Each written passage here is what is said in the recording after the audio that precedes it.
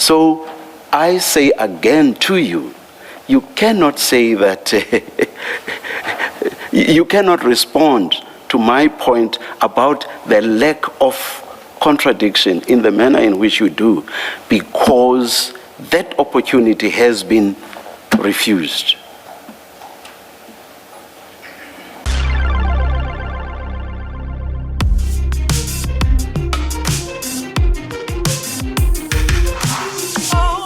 Is that when the outings, and I'm using that in inverted commas because they're not outings, there is a clinical explanation for that, and the Commission has the medical report in front of it. But let's use that term, even though it carries a certain connotation. Maybe it doesn't take us anywhere, but I think Chair has the point. I'm interested to know what your idea of outing is when you say outings, but these are not outings. From where I'm sitting, they appear to have been outings. Be that as it may,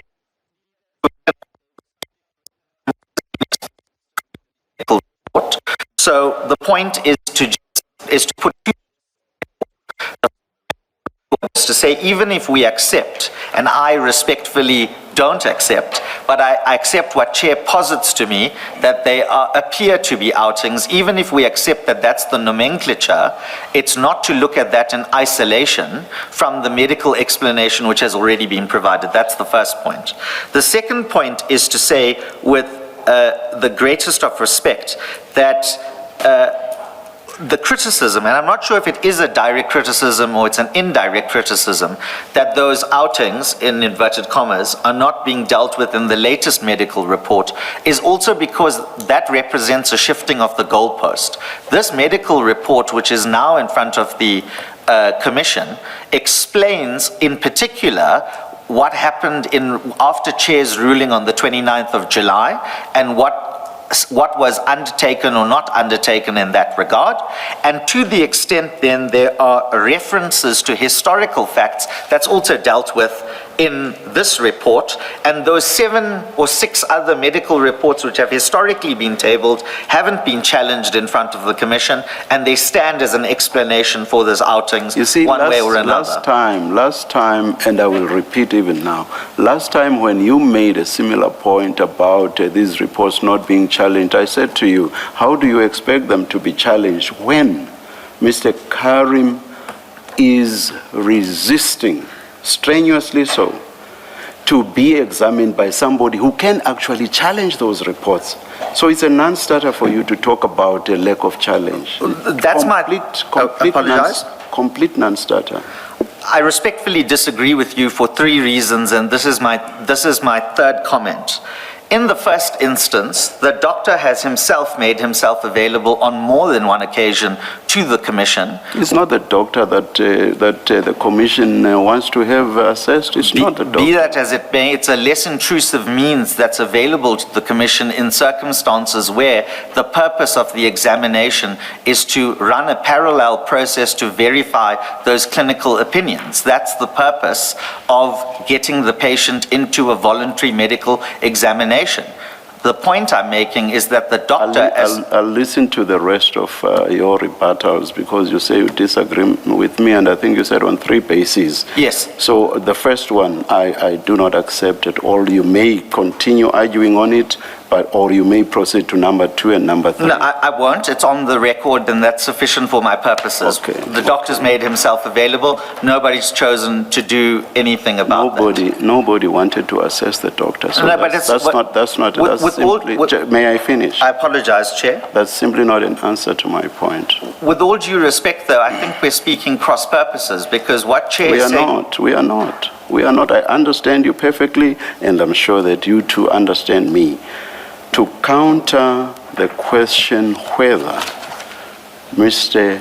Carrim is indeed unable to come to this commission, the Commission has said it wants to have him assessed by an independent specialist. He has refused that should be done. That's the assessment that the Commission wants to have. It's not an assessment of Mr. Carrim's specialist. That's the simple point I'm making. Yes. And for Mr. Carrim to offer us he is specialist, that does not assist. In fact, that actually takes us to what courts always say, the hired gun principle. Because from where we are sitting, we do not consider Mr. Carrim's doctor to be an objective expert. He is an expert that's closely associated with Mr. Carrim, and who, from where we are sitting, unless we get another opinion, appears to us to be pushing Mr. Carrim's story. So very close to, if not analogous to, what courts have referred to as a hired gun. In this sense, if a court wants to get an objective view, it will want to get someone who is independent, as opposed to someone who's closely associated with the person concerned. And this is exactly what we have here. A medical specialist who has been treating Mr. Carrim for this lengthy period, and who on certain facts appears to have shifted the goalposts. And why do I say so? I say so on the basis of that paragraph that I referred to during the postponement application. In fact, I referred you to more than one. There are the paragraphs where he changes his story on factual issues, not issues related to Mr. Carrim's condition.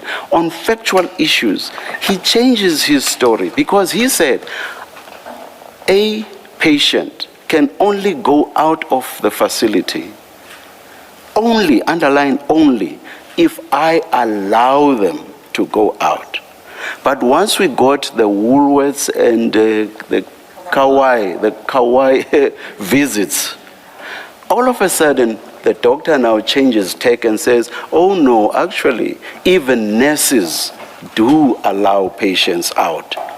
So from where we are sitting, those are indications that this is a doctor who has so aligned himself with Mr. Carrim that sitting, I'm not saying he's lying. All I'm saying is, sitting where we are sitting, we just cannot accept what he says. We do want to have an independent assessment, which we do not have and which we will obviously never have, because this same doctor strenuously resists that. And it is best known to him why he does so. Of course, it does explain in the reports that he has given. But from where we are sitting, we cannot just accept that. So it is on that basis that I say, in accordance with jurisprudential authority, he is very much, his position is very much analogous to that of a hired gun. And it's in those instances that courts always insist on someone who is independent, someone who is objective. But as I say, we are not going to hold our breath on in that regard. We are not going to have such an independent assessment. So I say again to you, you cannot say that, you cannot respond to my point about the lack of contradiction in the manner in which you do, because that opportunity has been refused.